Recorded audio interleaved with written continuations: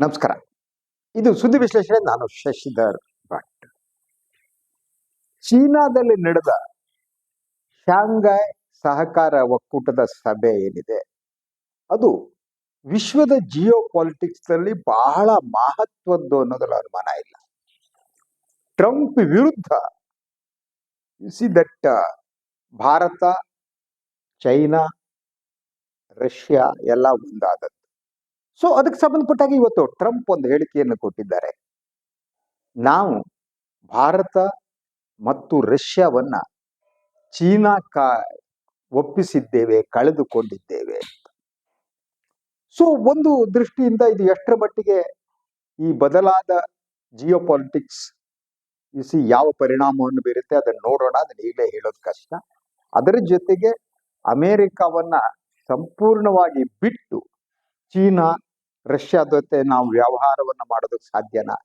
ಯಾಕೆಂದ್ರೆ ಇದುವರೆಗೂ ಕೂಡ ಭಾರತದ ವಹಿವಾಟು ಏನಿದೆ, ರಫ್ತು ವಹಿವಾಟು, ಅದು ಅಮೆರಿಕದ ಜೊತೆ ಅತಿ ಹೆಚ್ಚು ಅಮೆರಿಕದ ನಂಬರ್ 1 ಪೊಸಿಷನ್ ಇದೆ. ಅದೇನು ನೋಡೋಣ. ನಾನು ಅದನ್ನ ಮಾತಾಡ್ತಾ ಇಲ್ಲ. ನಾನು ಏನ್ ಮಾತಾಡ್ತಿದ್ದೀನಿ ಅಂತ ಅಂದ್ರೆ, ಈ ಶೃಂಗಸಭೆ ಏನಿದೆ, ಈ ಸಭೆ ಮುಗಿದ ಮೇಲೆ ಚೀನಾದಲ್ಲಿ ಮಿಲಿಟರಿ ಪರೇಡ್ ನಡೀತು. 2ನೇ ವಿಶ್ವ ಯುದ್ಧದ ಏನ್ ನಡೀತು, ಜಾಗತಿಕ ಯುದ್ಧದಲ್ಲಿ ಜಪಾನನ್ನ ಮಣಿಸಿದ ಚೀನಾ ಏನಿದೆ, ಅದರ ಸಂಭ್ರಮ ಪಡೋದಕ್ಕೆ ಇದಕ್ಕೆ ಬಹುತೇಕ ವಿಶ್ವದ ಹಲವು ನಾಯಕರುಗಳು ಪಾಲ್ಗೊಂಡಿದ್ರು. ಮೋದಿ ಪಾಲ್ಗೊಂಡಿರಲಿಲ್ಲ. ಮೋದಿ ಮೊದಲನೇ SCO ಸಭೆಯನ್ನು ಮುಗಿಸಿ ಭಾರತಕ್ಕೆ ಹಿಂತಿರುಗಿದ್ರು. ಆದ್ರೆ ಉಳಿದ ಹಲವು ನಾಯಕರುಗಳು ಇದರಲ್ಲಿ ಭಾಗವಹಿಸಿದ್ರು. ಆ ಸಂದರ್ಭದಲ್ಲಿ ಶಿ ಜಿನ್ಪಿಂಗ್, ಚೀನಾದ ಅಧ್ಯಕ್ಷರು, ರಷ್ಯಾದ ಅಧ್ಯಕ್ಷ ಪುಟಿನ್ ಜೊತೆ ಆಡಿರುವ ಮಾತು ಒಂದೇನಿದೆ, ಅದು ಒಂದು ರೀತಿಯ ತಲ್ಲಣವನ್ನ, ಆಶ್ಚರ್ಯವನ್ನ, ಆತಂಕವನ್ನ ಎಲ್ಲವನ್ನ ಉಂಟು ಮಾಡ್ಬಿಡ್ತು. ಅವರು ಮೈಕ್ ಆಫ್ ಮಾಡ್ಕೊಂಡೇ ಇರಲಿಲ್ಲ. ಮಾತಾಡ್ಬಿಟ್ರು, ಅದು ರೆಕಾರ್ಡ್ ಆಗೋಯ್ತು, ಅದು ಎಲ್ಲ ಕಡೆ ವೈರಲ್ ಆಯ್ತು. ಏನದು?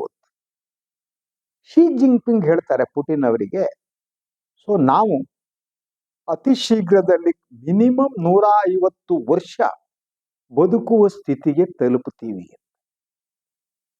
ಇದು ನಿಜವಾಗಿ ಹಾಗಿದ್ರೆ ಚೀನಾ ಅಮರತ್ವದ ಸಂಶೋಧನೆಯಲ್ಲಿ ಯಶಸ್ಸಿನ ಹಂತಕ್ಕೆ ಬಂದು ತಲುಪಿದ್ಯಾ ಅನ್ನೋದು ಬಹಳ ಬಹಳ ಮುಖ್ಯವಾದ ಪ್ರಶ್ನೆ. ಅದರ ಜೊತೆಗೆ ಚೀನಾದ ಒಳಗಡೆ ಹಲವು ರೀತಿಯ ನಿಗೂಢ ಸಂಶೋಧನೆಗಳಂತೂ ನಡೀತಾ ಇರೋ ಅನುಮಾನ ಬೇಕಾಗಿಲ್ಲ. ಯಾಕೆಂದ್ರೆ ನಮಗೆ ಗೊತ್ತಿರುವ ಹಾಗೆ ಕೊರೋನಾ ವೈರಸ್ ಏನಿದೆ, ಅದು ಕೂಡ ಚೀನಾ ಸೃಷ್ಟಿ ಅಂತ ಹೇಳಲಾಗ್ತಾ ಇದೆ. ಯಾವುದೋ ಕಾರಣಕ್ಕಾಗಿ ಕೊರೋನಾ ವೈರಸ್ ಅನ್ನ ಚೀನಾ ಸೃಷ್ಟಿ ಮಾಡಿತ್ತು, ಅದು ಲೀಕ್ ಆಯ್ತು, ಇಂಥ ವಾದಗಳು ಬರ್ತಾ ಇದ್ವು. ಎಷ್ಟರ ಮಟ್ಟಿಗೆ ಸತ್ಯ ಸುಳ್ಳು, ದಟ್ಸ್ ಎ ಡಿಫ್ರೆಂಟ್ ಇಶ್ಯೂ. ಆದ್ರೆ ಇದು ತೋರಿಸೋದೇನು ಅಂದ್ರೆ, ಚೀನಾ ನಿಗೂಢವಾಗಿ ಹಲವು ರೀತಿಯ ಸಂಶೋಧನೆಗಳನ್ನು ನಡೆಸ್ತಾ ಇದೆ. ಅದರಲ್ಲಿ ಈ ಅಮರತ್ವದ ಸಂಶೋಧನೆ ಕೂಡ ಒಂದಾಗಿದೆ. ಸೊ ಮನುಷ್ಯ ಈ ಸಾವನ್ನ ಜಯಿಸುವ ಕನಸನ್ನ ಬಹಳ ಕಾಲದಿಂದ ಕಾಣ್ತಾ ಇದೆ. ಈಗಲ್ವೇ ಸಾವನ್ನ ಗೆಲ್ಲಬೇಕು ಮತ್ತು ಸದಾ ಯೌವನ ತನಗೆ ಇರಬೇಕು ಅಂತ. ನಮ್ಮಲ್ಲೇ ಗೊತ್ತು, ನನಗೆ ಯಯಾತಿಯ ಕತೆ ಇದು ಗೊತ್ತಲ್ವಾ ನಿಮ್ಗೆಲ್ಲ. ಸೊ ಯಯಾತಿ ಇಂತಹ ಕನಸನ್ನ ಕಂಡಿದ್ದ. ಆ ಕಾರಣಕ್ಕೆ ಅವರಿಗೆ ನಂತರ ಅವರು ಯೌವನವನ್ನ ಮಗನಿಂದನೇ ತೆಗೆದುಕೊಳ್ಳುವ ಸ್ಥಿತಿ ಬರುತ್ತೆ. ಅದೆಲ್ಲ ಗೊತ್ತಿರುವ ಕತೆ ನಿಮಗೆ. ಆದ್ರೆ ಅದು ಬಂದ ಮೇಲೆ ಅವನು ಅನುಭವಿಸುವ ಯಾತನೆ ನೋವು ಒಂದ್ ಕಡೆ. ಸೊ ಈ ಅಮರತ್ವ ಅನ್ನುವುದು ಏನಿದೆ, ಅದು ಸಾಧನೆಯಾದರೆ ಅದು ವರವೋ ಶಾಪೋ. ಸೊ 150 ವರ್ಷ ಏನು ಪುಟಿನ್ ಕಿವಿಯಲ್ಲಿ ಶಿ ಜಿನ್ಪಿಂಗ್ ಹೇಳಿದ್ರು, ಅದು ನಿಜ ಆಗಿದ್ರೆ, ಆ ಹಂತಕ್ಕೆ ಹೋಗಿದ್ರೆ, ಇದು ಇಡೀ ವಿಶ್ವದ ಮೇಲೆ ಬೀಳುವ ಪರಿಣಾಮ ಏನು? ಯಾಕೆಂದ್ರೆ ನೀವು ಜನರ ಆಯಸ್ಸು ಇನ್ನೂ ಕನಿಷ್ಠ 50 ವರ್ಷ ಎಕ್ಸೆಸ್ ಇನ್ನು ಜಾಸ್ತಿ ಆದ್ರೆ, ಅಥವಾ ಅವರು ಹೇಳಿದಾಗೆ ಯೋಚನೆ ಮಾಡಿದಾಗೆ ಮನುಷ್ಯ ಅಮರರಾದ್ರೆ, ದೆನ್ ಈ ಭೂಮಿ ಸ್ಫೋಟ ಆಗೋಗ್ಬಿಡುತ್ತೆ. ಯಾಕೆಂದ್ರೆ ಜನ ಹುಟ್ಟತಾನೆ ಇರ್ತಾರೆ, ಸಾವು ಮಾತ್ರ ಇಲ್ಲ. ಅಂದ್ರೆ ಆ ಬ್ಯಾಲೆನ್ಸಿಂಗ್ ಏನಿದೆ ಅದೇ ಹೊರಟೋಗುತ್ತೆ. ಈ ಭೂಮಿಗೆ ಆ ಶಕ್ತಿ ಇಲ್ಲ. ಸೊ 100 ವರ್ಷದ ಒಳಗಡೆ ಜನ ಶಿವನ ಪಾದನೋ ಇನ್ಯಾರ ಪಾದನೋ ಸೇರೋದ್ ಬೆಸ್ಟ್ ಥಿಂಗ್ ಅಂತ ಇವರು ಹೇಳಿದಾಗ 150 ವರ್ಷ ಬದುಕುವ ಸಂಶೋಧನೆಗಳನ್ನ ಮಾಡಿದರೆ ಯೋಚನೆ ಮಾಡಿ. ಈ ಜನ ಎಕ್ಸ್ಟ್ರಾ ಬದುಕೋದ್ರಿಂದ ಅವರಿಗೆ ಆಹಾರವನ್ನ, ವಸತಿಯನ್ನ, ಇನ್ನೊಂದನ್ನ ಒದಗಿಸೋದಕ್ಕೆ ಸಾಧ್ಯ ಆಗುತ್ತ. ಜನರ ನಡುವೆ ಒಂದು ತೀವ್ರ ರೂಪದ ಯುದ್ಧ ಏನೊಂದು ಪ್ರಾರಂಭ ಆಗಲ್ವಾ? ಮತ್ತು ಅದರ ಜೊತೆಗೆ ಸಾವನ್ನು ಜಯಿಸಿದ ಅಹಂಕಾರ ಅನ್ನೋದಿರುತ್ತೆ ನೋಡಿ, ಅದು ಇನ್ನಷ್ಟು ಅಪಾಯಕಾರಿಯಾದದ್ದು ಅಂತ. ಸೊ ಈಗ ನೀವು ನೋಡಿದರೆ ನೋಡಿ, ಪುಟಿನ್ ಮತ್ತು ಶಿ ಜಿನ್ಪಿಂಗ್ ಇಬ್ರು ಕೂಡ ಮಾತನಾಡುವಾಗ ಇನ್ನೊಬ್ಬ ಸರ್ವಾಧಿಕಾರಿಯಲ್ಲಿ ನಿಂತಿದ್ರು. ಅವರು ಉತ್ತರ ಕೊರಿಯಾದ ಮಹಾನ್ ಸರ್ವಾಧಿಕಾರಿ. ಸೊ ಪುಟಿನ್ ಕೂಡ ಸರ್ವಾಧಿಕಾರಿನೇ, ಅವರೇನು ಅಧಿಕಾರ ಬಿಡೋ ಸ್ಥಿತಿಯಲ್ಲಿಲ್ಲ.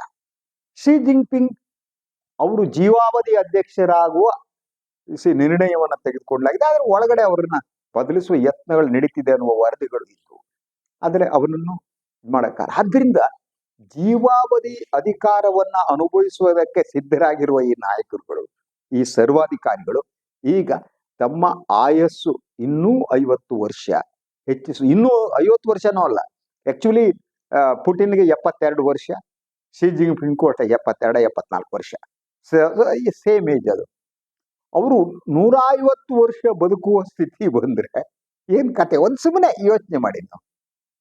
ಇನ್ನು 150 ವರ್ಷ ಅಂದ್ರೆ ಈಗ 72, 75 ಕೊಡಿ, 25 ಆ ಕಡೆ 50, 75 ವರ್ಷ, ಇನ್ನು 75 ವರ್ಷ ಬದುಕ್ಬಿಟ್ಟು ಶಿ ಜಿನ್ಪಿಂಗ್ ಚೀನಾದ ಅಧ್ಯಕ್ಷರಾಗಿದ್ರೆ, ಪುಟಿನ್ ರಷ್ಯಾದ ಅಧ್ಯಕ್ಷರಾಗಿದ್ರೆ, ಅವ್ರ ಜೊತೆ ಉತ್ತರ ಕೊರಿಯಾದ ಆ ಸರ್ವಾಧಿಕಾರಿ ಅವರು 150 ವರ್ಷ ಬದುಕಿದ್ರೆ, ಕೊನೆಗೆ ಈ ಹೊಸ ಸ್ನೇಹಿತರಾದ ಮೋದಿ ಅವರಂತೂ ಬಹಳ ಸಂದರ್ಭದಲ್ಲಿ ಹೇಳಿದ್ದಾರೆ, ನಾನು ಅವತಾರ ಪುರುಷ ಅಂತ, ನಾನು ಬಯೋಲಾಜಿಕಲ್ ತಂದೆ ತಾಯಿಯಿಂದ ದೇವ್ರು ಕಳಿಸ್ಕೊಟ್ಟವನು ಅಂತ. ಸೊ ಮೋದಿ ಅವ್ರನ್ನ ದೇವ್ರು ಕಳಿಸ್ಕೊಟ್ಟಿದ್ದರಿಂದ ಈ ಹೊಸ ಸಂಶೋಧನೆ ಇದೆಯಲ್ಲ, ಅದು ಮೋದಿಯವರು ಕೂಡ 150 ವರ್ಷ ಬದುಕಾಗುತ್ತೆ. ಅವರಿಗೆ 75 ಈ ಬರೇ ತಿಂಗಳಿಗೆ. So that means Putin, Modi, she Jinping, ಉತ್ತರ ಕೊರಿಯಾ ಎಲ್ಲ 150 ವರ್ಷ ಬದುಕಕ್ಕೆ ಶುರುವಾಗ್ಬಿಟ್ರೆ, ಕೊನೆಗೆ ಇವ್ರೇನು ಅಮೆರಿಕದ ಟ್ರಂಪ್ ಏನ್ ಮಾಡ್ತಾರೆ? ಎಲ್ಲ ಪಂಪ್ ಹೊಡ್ಕೊಂಡು ಕೂತ್ಕೋಬೇಕಷ್ಟೆ. ಅವರಿಗೂ 150 ವರ್ಷ ಬದುಕಬೇಕು ಅನಿಸ್ಬೋದು. ಸುಮ್ಮನೆ ನಾನು ಲೈಟರ್ ವೇದಲ್ಲಿ ಹೇಳಿದ್ದು. ವಿಶ್ವ ಗಮನಿಸಿ ನೀವು, ಇವರೆಲ್ಲ 150 ವರ್ಷ ಬದುಕಿದ್ರೆ, Putin, Xi Jinping, Narendra Modi and Trump, ಒಂದ್ ನಿಮಿಷ ಯೋಚನೆ ಮಾಡಿ ಏನಾಗ್ಬೋದು ಜಗತ್ತು ಅಂತ. ಸೊ ಭಾರತದಲ್ಲಂತೂ ಬಹುಸಂಖ್ಯಾತರು ಮೋದಿ ಅವರು 150 ವರ್ಷ ಬದುಕಿದ್ರೆ ತುಂಬಾ ಸಂತೋಷ ಪಡ್ತಾರೆ, ಅಭಿಮಾನಿಗಳು, ಭಕ್ತರು. ಅವರು ಅವರಿಗೆ ಮೋದಿ ಅಂದ್ರೆ ದೇವ್ರ ಅಲ್ವಾ, ತುಂಬಾ ಸಂತೋಷ ಪಟ್ಬಿಡ್ತಾರೆ ಭಕ್ತರು. ಆದ್ರೆ ದೇಶಕ್ಕೆ ಏನಾಗುತ್ತೆ ಅನ್ನೋದು ಬೇರೆ. ಅದೇ ರೀತಿ ರಷ್ಯಾ, ಚೀನಾಕ್ಕೆ ಏನಾಗುತ್ತೆ ಗೊತ್ತಿಲ್ಲ ನಮ್ಗೆ. ಬಟ್ ಚೀನಾ ಇದೆಯಲ್ಲ, ಚೀನಾ ಈ ಸಂಶೋಧನೆಯಲ್ಲಿ ಎಲ್ಲ ದೇಶಗಳನ್ನ ಮೀರಿ ದಾಪುಗಾಲಿಡ್ತಾ ಇದೆ. ಅದಕ್ಕೆ ಕಾರಣ ಏನು ಗೊತ್ತಾ? ಚೀನಾಕ್ಕೆ ಅವರಿಗಿರುವ ಸೈಂಟಿಫಿಕ್ ಟೆಂಪರ್ಮೆಂಟ್ ಅಂತ. ಚೀನಾ ಸಮಾಜ ಅಭಿವೃದ್ಧಿ ಸಾಗೋದಕ್ಕೆ ಅವರಿಗೆ ಇದು ದೇವಸ್ಥಾನ, ಮಸೀದಿ ಗಲಾಟೆಗಳು, ವರ್ಷದಲ್ಲಿ ಅರ್ಧ ವರ್ಷ ರಜಾ, ಮಂಗಳಾರತಿ, ಮಾಘ ಸ್ನಾನ, ಮೇಘ ಸ್ನಾನ, ಇನ್ನೊಂದು ಸ್ನಾನ, ಮತ್ತೊಂದು ಸ್ನಾನ, ಕುಂಭಮೇಳ, ಇನ್ನೊಂದು ಮೇಳ, ಜಾತ್ರೆ, ಮಾರಮ್ಮನ ಜಾತ್ರೆ ಅಲ್ವಾ, ಪ್ಲೇಗಮ್ಮನ ಜಾತ್ರೆ, ಮಾರಮ್ಮನ ಜಾತ್ರೆ.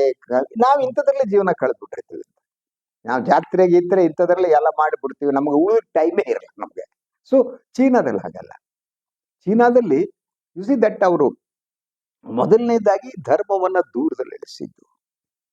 ಸೊ ಸಮಾಜದ ಒಳಗಡೆ ರಿಲಿಜನ್ ಅನ್ನುವುದೇನಿದೆ ಅದು ಯು ಸಿ ಆಟ ಆಡೋ ಆಗಿಲ್ಲ ಅಂತ. ನೀವೇನಾದ್ರೂ ನೀವು ಧಾರ್ಮಿಕ ಬಹುತೇಕ ಬೌದ್ಧ ದೇಶ ಆಗಿತ್ತು, ಅವ್ರು ಏನಾದ್ರು ಮನೆ ಒಳಗೆ ಮಾಡ್ಕೋಬೇಕು, ರಸ್ತೆಯಲ್ಲಿ ಮಾಡೋ ಆಗಿಲ್ಲ. ನಮ್ಮಲ್ಲಿ ಧರ್ಮ ಅನ್ನೋದು ಮನೆ ಒಳಗಿಲ್ಲ, ನಮ್ಮಲ್ಲಿ ರಸ್ತೆನೇ. ನಾವೇನಿದ್ರು ರಸ್ತೆನೆ. ರಿಲಿಜನ್ ಎತ್ಕೊಂಡು ಹೊಡೆದಾಟ ಮಾಡಿದ್ರೆ ನಮ್ಗೆ ಸಂತೋಷನೇ ಆಗಲ್ಲ. ಧರ್ಮಗಳನ್ನ ಇಟ್ಕೊಂಡು ಹೊಂದಾಟ ಮಾಡಬೇಕು. ನಮ್ಮ ಪೊಲಿಟಿಕ್ಸೇ ಹಾಗೇನೆ. ನಾನು ಅದಕ್ಕೆ ಭಾಳ ಸಂದರ್ಭ ಪಾಕಿಸ್ತಾನ ಇಲ್ದಿದ್ರೆ ಏನಾಗ್ತಿತ್ತು ಅಂತ ಭಾಳ ಸಂದರ್ಭದಲ್ಲಿ ಯೋಚನೆ ಮಾಡಿದ್ದೀನಿ. ಪಾಕಿಸ್ತಾನ ಅನ್ನೋದು ಇರದಿದ್ರೆ ಬಿಜೆಪಿನೇ ಇರ್ತಿರ್ಲಿಲ್ಲ, ಮೋದಿನೂ ಇರ್ತಿರ್ಲಿಲ್ಲ, ಅಮಿತ್ ಶಾನೂ ಇರ್ತಿರ್ಲಿಲ್ಲ, ಲೇಟೆಸ್ಟ್ ಆಗಿ ನಮ್ಮ ಸೋಮಣ್ಣ, ಗೇಮಣ್ಣ, ಕಾಮಣ್ಣ, ಪೋಮಣ್ಣ ಅವರು ಇರ್ತಿರ್ಲಿಲ್ಲ. ಯಾರು ಇರ್ತಾನೆ ಇರಲಿಲ್ಲ ಪಾಲಿಟಿಕ್ಸ್ ನಲ್ಲಿ. ಅವ್ರಿಗೆ ಇಶ್ಯೂನೇ ಇಲ್ಲ. ಸೊ ಅದರಿಂದ ಅವ್ರಿಗೆ ಪಾಕಿಸ್ತಾನ ಇರೋದಕ್ಕೆ ಉಳ್ಕೊಂಡಿದ್ದಾರೆ ಅವರು. ಪಾಕಿಸ್ತಾನ ಇರೋದು ಮಾತ್ರ ಅಲ್ಲ, ಪಾಕಿಸ್ತಾನ ವಿರೋಧವೇ ಅವ್ರನ್ನ ಬದುಕಿಸ್ಬಿಡಿಸಿದೆ ಅಂತ. ಪಾಕಿಸ್ತಾನ ಸ್ನೇಹದ ರಾಷ್ಟ್ರ ಆಗ್ಬಿಟ್ರೆ ಮುಳಿಯೋಗ್ಬಿಟ್ರು. ಆದ್ರಿಂದ ಇವರು ಅಧಿಕಾರದಲ್ಲಿ ಇರುವುದಕ್ಕೆ they should thankful to Pakistan. Waseem Munir, Mulla Munir ಇಂಥವ್ರಿಗೆ ದೇ ಶುಡ್ ಬಿ ಥ್ಯಾಂಕ್ಫುಲ್ ಅಂತ. ಬಿಕಾಸ್ ಆಫ್ ದಮ್ ಅವ್ರು ಬದುಕುಳಿದಿದ್ದಾರೆ, ಅವ್ರ ರಾಜಕೀಯ ಉಳ್ಕೊಂಡಿದೆ, ಎಲ್ಲರೂ ಉಳಿತಾನೆ ಇರಲಿಲ್ಲ. ಸೊ ಅದರಿಂದ ಯೋಚನೆ ಮಾಡಿ ನೀವು ಬಹಳ ಸರಳವಾಗಿ. ಸೊ ಚೀನಾ ಅಭಿವೃದ್ಧಿ ಆಗ್ತಾ ಇರುವ ಕಾರಣ ಅದು. ಅಲ್ಲಿಯ ಜನರಿಗೆ ಸಂಶೋಧನೆ, ಸೈಂಟಿಫಿಕ್ ಆದ ಮನಸ್ಥಿತಿ. ನಾನು ನೋಡ್ತಾ ಇದ್ದೆ ಮೊನ್ನೆ SCO ಇದರ ಸಂದರ್ಭದಲ್ಲಿ ಅವರು ನಡೆದ ಸಂಶೋಧನೆಯನ್ನ ರಾಷ್ಟ್ರೀಯ ಚಾನೆಲ್ ಒಂದು ತೋರಿಸ್ತಾ ಇತ್ತು. ಕೆಲವು ಅತ್ಯದ್ಭುತವಾದ ಸಂಶೋಧನೆಗಳು ಹೇಗೆ ರೋಬೋಟಿಂಗ್ ನಲ್ಲಿ, ಇನ್ನೊಂದರಲ್ಲಿ, ಇವನ್ AI, ಅದರಲ್ಲಿ ಎಲ್ಲದರಲ್ಲೂ ಕೂಡ ಅವರ ಸಂಶೋಧನೆ ಇದೆಯಲ್ಲ, ಅವರು ದಾಪಗಾರ ಆಗ್ತಾ ಇದ್ದಾರೆ. ಇವನ್ ಡಿಫೆನ್ಸ್ ನಲ್ಲಿ ಯು ಕಾಂಟ್ ಅವ್ರನ್ನ ನೀವು ಮಾಡೋಕೆ ಸಾಧ್ಯ ಇಲ್ಲ, ಆ ರೀತಿಯ ಸಂಶೋಧನೆಗಳು. ಅದರಿಂದ ಈ ಅಮರತ್ವ ಏನಿದೆಯಲ್ಲ, ಸಾವನ್ನ ಜಯಿಸುವ ಸಂಶೋಧನೆಯಲ್ಲೂ ಚೀನಾ ದಾಪುಕಾಲು ಇಟ್ಟಿದೆಯಾ ಅನ್ನುವ ಪ್ರಶ್ನೆ ಏನಿದೆ, ಅದು ಶಿ ಜಿನ್ಪಿಂಗ್ ಅವರ ಮಾತಿನಿಂದ ನಾವು ಯೋಚಿಸಬಹುದಾಗಿದೆ. ಸೊ ಹಾಗಾದರೆ ಮುಂದೇನು ಅಂತ ಅಂದ್ರೆ, ಮಾನವನ ಇತಿಹಾಸದಲ್ಲಿ ಇಷ್ಟು ವರ್ಷಗಳಲ್ಲಿ ವಿಶ್ವವ ಎಲ್ಲವನ್ನ ಗೆದ್ದರೂ ಕೂಡ ಮನುಷ್ಯ ಸಾವನ್ನು ಗೆದ್ದಿಲ್ಲ ಅನ್ನೋದು ಅವನನ್ನು ನಿಸ್ಪೃಹನಾಗಿಟ್ಟಿತ್ತು. ಆತನನ್ನ ನ್ಯಾಯವಂತನಾಗಿಡೋದಕ್ಕೂ ಸಾವಿನ ಭಯ ಕೂಡ ಕಾರಣ. ಒಂದಲ್ಲ ಒಂದು ದಿನ ನಾವು ಹೋಗ್ಬೇಕು ಅನ್ನೋದು ಅವನನ್ನು ಇಲ್ಲಿ ಬದುಕಿರುವಾಗ ಪ್ರಾಮಾಣಿಕವಾಗಿ ಬದುಕುವ ಹಾಗೆ ಮಾಡಿತ್ತು. ಕೆಲವೊಂದು ವ್ಯಾಲ್ಯೂಸ್ ಅಂತ ನಾವೇನ್ ಹೇಳ್ತೀವಿ, ಮೌಲ್ಯಗಳಿರ್ತೀವಿ, ಮೌಲ್ಯಗಳನ್ನ ಇಟ್ಟುಕೊಂಡು ಬದುಕುವಂತೆ ಮಾಡಿತ್ತು. ಸಾವೇ ಇಲ್ಲ ಅಂದ್ರೆ ಮನುಷ್ಯ ರಾಕ್ಷಸ ಆಗ್ಬಿಡ್ತಾನೆ, ಆತ ದೈತ್ಯನಾಗ್ಬಿಡ್ತಾನೆ ಅಂತ. ಆತನ ಹಿಂಸಾ ಪ್ರವೃತ್ತಿ ಇದೆಯಲ್ಲ, ಅದು ಎಲ್ಲೇ ಮೇಲ್ಬಿಡುತ್ತೆ ಅಂತ. ಅದ್ರ ಸಾವೇ ಇಲ್ಲ. ಯೋಚನೆ ಮಾಡಿ ಅವಾಗ ಏನಾಗ್ಬೋದು ಅಂತ. 150 ವರ್ಷ ಬದುಕಿದ್ರು ಸಾಕು, ಈ ವಿಶ್ವ ಧ್ವಂಸವಾಗಿ ನಾಶವಾಗಿ ಹೋಗ್ಬಿಡುತ್ತೆ, ಹಾಳಾಗಿ ಹೋಗ್ಬಿಡುತ್ತೆ. ಹೇಗೆ ಈ ವಿಶ್ವದಲ್ಲಿ ಹೊಸ ಸಂಶೋಧನೆಗಳ ಅಣು ಸಮರ ಏನಿದೆ, ಇದರದ ಅದರ ಸಂಶೋಧನೆ ಕೂಡ ಈ ವಿಶ್ವವನ್ನ ಗೊತ್ತಿದೆ ನಮಗೆ. 2ನೇ ವಿಶ್ವಯುದ್ಧದಲ್ಲಿ ಅಣುಬಾಂಬ್ ಹೇಗೆ 2 ಪಟ್ಟಣಗಳನ್ನ, 2 ನಗರಗಳನ್ನ ಜಪಾನ್ ನಾಶಪಡಿಸ್ತು ಅಂತ ಗೊತ್ತಿದೆ ನಮಗೆ, ಹಿರೋಶಿಮಾ ಮತ್ತು ನಾಗಸಾಕಿ. ಈಗಲೂ ಕೂಡ ಎಲ್ಲರಿಗೂ ಇರುವ ಭಯ ಇದೆಯಲ್ಲ, ಬಾಂಬ್ ಭಯ ಇದೆ. ಆದ್ರೆ 150 ವರ್ಷ ಬದುಕ್ತಾನೆ, ಅಥವಾ ಅಮರತ್ವ ಇದೆ, ಸಾವೇ ಇಲ್ಲ ಅಂದ್ರೆ ಮನುಷ್ಯ ಯಾರಿಗೂ ಹೆದರಲ್ಲ. ದೈವ ಭಯ ಅನ್ನೋದಿದೆ ಮನುಷ್ಯನಿಗೆ, ಆ ದೈವ ಭಯವನ್ನು ತಗೊಬಿಡುತ್ತೆ. ದೇವ್ರೇ ಬೇಕಾಗಿಲ್ಲ ನಮ್ಗೆ, ವೈ ಶುಡ್ ನಾವು ಅಮರರು ಅಂದ್ರೆ ದೇವ್ರು ಯಾಕೆ ನಮ್ಗೆ ಅನ್ನುವ ಸ್ಥಿತಿ ಬಂದ್ಬಿಟ್ಟು ಎಲ್ಲ ನಾಶ.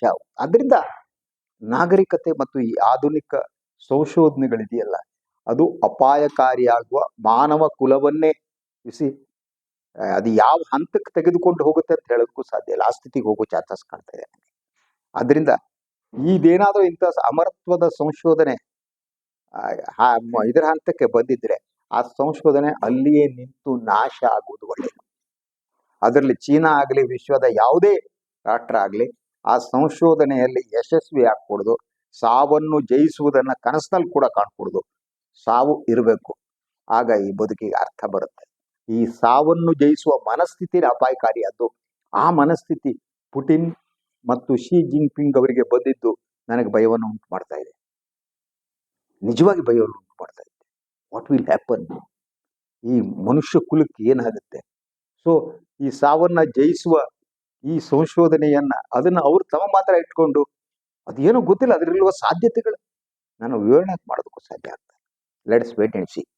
ಇದು ಇವತ್ತಿನ ಸುದ್ದಿ ವಿಶ್ಲೇಷಣೆ. ಇನ್ನೊಂದು ವಿಚಾರದಾಗ ಮತ್ತೆ ಬರ್ತೀನಿ. ನಾನು ವಾಹಿನಿ ಲೈಕ್ ಮಾಡಿ, ಸಬ್ಸ್ಕ್ರೈಬ್ ಮಾಡಿ, ಬೆಲ್ ಐಕಾನ್ ಪ್ರೆಸ್ ಮಾಡೋದಕ್ಕೆ ಬರಬೇಡಿ. ಹಾಗೆಯೇ ಸಾಧ್ಯ ಆದರೆ ಸಹಾಯ ಮಾಡಿ ಸ್ವತಂತ್ರ ಪತ್ರಿಕೋದ್ಯಮನ ಉಳಿಸಿ ಬೆಳೆಸಿ. ಎಲ್ಲರಿಗೂ ನಮಸ್ಕಾರ.